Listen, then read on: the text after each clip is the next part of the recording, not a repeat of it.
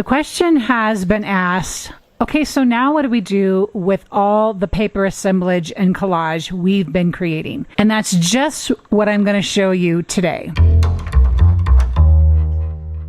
Here's a look at a couple of our paper collage ideas, a little bit more on the embellished cluster side, and what we're doing with them. Today, I'm going to highly suggest card fronts.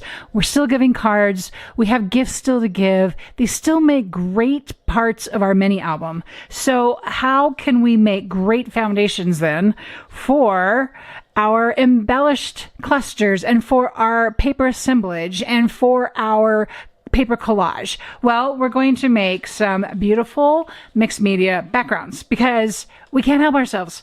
We have to with the mixed media background.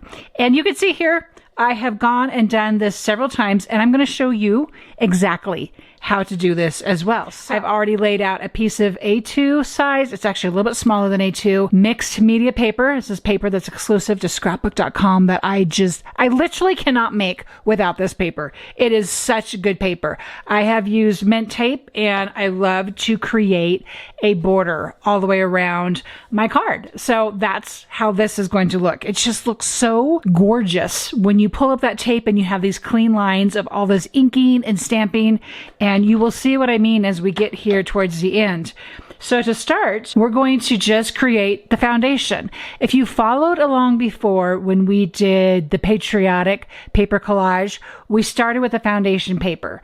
Today we're going to make that foundation paper because it's fun. It's just so good to do. So I have old paper here at the ready, and with old paper, I'm just going to come in and add blending over the entire edge of my mixed media paper. And I'm even going to come to the inside a little bit if I feel the need to do that. Basically, what I love to make work with old paper is just to make my paper look a little more used and loved and kind of vintagey. Okay, so that's the first layer. Super excited about this gorgeous stencil. It's by Art and Creative, and it's called Flourish Lattice. And with it, I'm going to bring in the next layer. And that is with bundled sage here and an ink blending tool, and just coming in and dropping some color on the corners and up the edges just a little bit. And I go and I check, and my bundled sage happens to be just a little light. It needs to be probably rejuiced. But the thing is about this is that I don't really actually want a whole huge hit of color. This is a background that we're crafting here. And the big emphasis of our particular surfaces here is the embellished paper collage layers that will be living on top. So peacock feathers is another color. Now this one, I love this color, but it can be a little hot. So I'm using this more, I'm going to go this way. I'm using this more open lattice here on lattice clusters. And I'm just going to do some hits. Let me see here. I'm going to kind of hit up here at the top. And you can see when this color comes through. Like I said, it is hot. I'm going to check it. I'm like, yep. I really don't want a lot of this at all. So let me see. I'm going to come here, I think just towards the bottom with this. So I'm adding in some color, which is going to pick up with some of the elements that are going to live on top. Plus I'm adding some texture into the background here as well. So that was peacock feathers. Bringing in old paper here again, I'm going to return back to the lattice cluster stencil, and I'm going to now add, I know it's a lighter color and I'm okay with that. I am not terribly beholden that I have to go light to dark. And this could have been done earlier when we already had this ink out. That would have worked too. But I'm just bringing in another layer of color and some more texture for that matter with these lines. These lines are so cool. I absolutely love the jagged edge of these. It just really helps in this whole kind of distressed sort of vibe. I'm just going to come in here a little bit. I just feel like it needs a little bit more here towards the bottom. So I'm going to hit that up. Now to finish my inking of the background up, I'm using Scorched Timber, and just, you can see I'm tapping some of the color up. I'm just going to come here to the edges, the corners, and I'm going ever so soft. This is going to kind of bring like a vignette vibe to the whole structure of our background. And of course I can't help myself. I'm going to come back in here just right in the middle with the old paper and finish this off.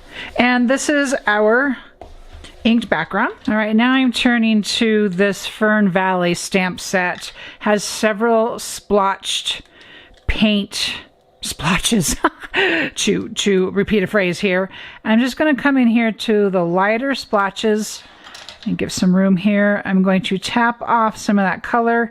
I'm just going to start adding some color with that. And it's a little hot, meaning it's a lot of color. It's a little saturated. So I'm just going to take some of that off, and I'm just adding a little bit. I don't feel like I have to have a lot of this color. Again, it's just going to kind of play back into some of the elements that we will put to work on the front of this A2, which can be a card front, okay? So maybe just one more up here in this top corner, and calling that good. I'm going to stick with this stamp. Clean it up a little bit. I'm just using a disinfectant wipe to clean that up, and grabbing bundled sage. And this time I'm going to cover the whole entire stamp. Okay. And then come in here and just kind of connect some of the splotches that are at work already. And just kind of bring it all together a little bit. I kind of tend on the conservative side when it comes to adding these layers. At any time, more could be added. At any time, we could say, well, I really don't like that much of the peacock feathers. Let's back up a little bit. But then bring in a ledger image here is what I want to say. And this time, the scorched timber is going to come out to play. I'm going to press that in one time and then tap it off one time and then bring it to a corner. Okay, so press it in one time, tap it off, and I'm just going to kind of line up the lines here and add that in. And then I'm going to do that one more time up here, and this time at this edge. I repeat that process down here. I'm going to come in a little bit farther here.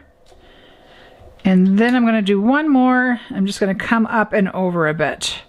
All right, this letterbox set has, kind of get ahead of myself here a little bit. I'm keeping the scorched timber out, but I know I'm going to want some of this bundled sage. And using from the letterbox postmark, I'm going to use this script. It's a script stamp. And I'm going to come in here. And this is super light, super subtle. But we're adding just some more framing to the whole entire card by adding this in. And I'm going to come up here as well. Okay, and then with the scorched timber, what we're going to do is grab one of the cancellation stamps or cancellation marks and come back in with the scorched timber. Again, same as before. I tapped it in and then I tapped it off. The most satisfying part of all this is pulling up the mint tape and seeing how those edges have blended. And it automatically, naturally creates a framing, a margin, a border, if you will. It's just a really fun technique that I employ quite often, and it doesn't matter what size the background is. You can do this on pretty much anything, just as long as you have some kind of artist tape or Scrapbook.com's mint tape. Before adding in the additional layers here, I want to bring in a branch with a rub-on. I am a full believer that rub-ons and mixed media are bestest of friends. I think they're such great elements to add additional texture by virtue of the patterning and definitely color. It's going to kind of bring everything together here that is in our background. And we could actually at this point simply put a sentiment on this card, and it would be a lovely card to give anybody for any occasion. But we're not done. So the beauty of having these backgrounds is now building on them. That's what this is all about. So what are we going to do with these backgrounds and now all this paper clustering and assembling we're doing it? We're making a card. That's why we use this on an A2 foundation. Okay, so what we're adding to this background and to build up our layers on top of our foundation is pattern paper. The next element in this recipe is going to be a frame. Frames are so fantastic in paper collaging and assemblage, and I added extra foam adhesive over here to help keep it elevated. So after the frame, it's what I call texture paper. Okay, so here's what I did. Let me just share with you what I did in this next part. I love to make, as you can see, I love to make backgrounds. I love to ink things up, and I love to add texture to it. It's just a great creative warm up. It's a great creative practice. It's a great opportunity. I don't really know what to do. Make a background, ink up a background, use the recipes I'm sharing with you to do that. And so I have these extra ones, just kind of part of my paper system. And I used this postage sheet and I die cut one previously made background. And so I'm considering this to be textured paper. Okay. And this textured paper is going to get a hit of hot glue right in the middle. And I'm going to tuck it into here, and I'm going to actually kind of go below the frame here and then just tuck that in right there. Okay, I have here in my stash a tag that I've already added trim to, and it's going to find its home on this paper assemblage as well. So I guess basically the moral of the story is that this is all paper. It's all paper assemblage. It's its own kind of paper collage, but paper assemblage is a really good term. All these elements are made from paper. Some are pre-printed. Some I have added my own marks to by way of ink or texture or stenciling. Okay, I'm going to leave those long for right now because I might want it long. So tag with trim and then a label. One of the things I love about a label is that it is home to the sentiment. It just kind of gives extra space to a sentiment. We'll get to our sentiment in a moment. I have a ticket, and this next element could be a ticket. It could be a postage stamp that you find either in your ephemera packs or you just have them from other collections. I'm going to use this ticket. It's crumpled. I'm just kind of tucking it in there. It brings a lot of texture to our paper assemblage. And always an icon, right? Always, almost always a butterfly. Which a lot of times I'm like, how can I cluster my butterfly as close as possible? Sometimes I'm like that, and sometimes I'm like, well, maybe I want it to live somewhere else. But I'll tell you what, today it is living over here. I have hot glue on the back of it, and it's actually going to also help kind of tap down that tag a little bit. So then sentiment. A sentiment is one of the last things I'm going to use, and I'm going to really thin out my sentiment. So this particular ephemera piece kind of looks like an enamel label. That's what it makes me think of. Well, I'm just going to trim it out right against the sentiment itself. I'll rough it up here a little bit, and that way it will still be framed inside of the label that is on the foundation. Oh, happy day. So this could be someone's birthday. This could be a wedding. This could be a brand new baby.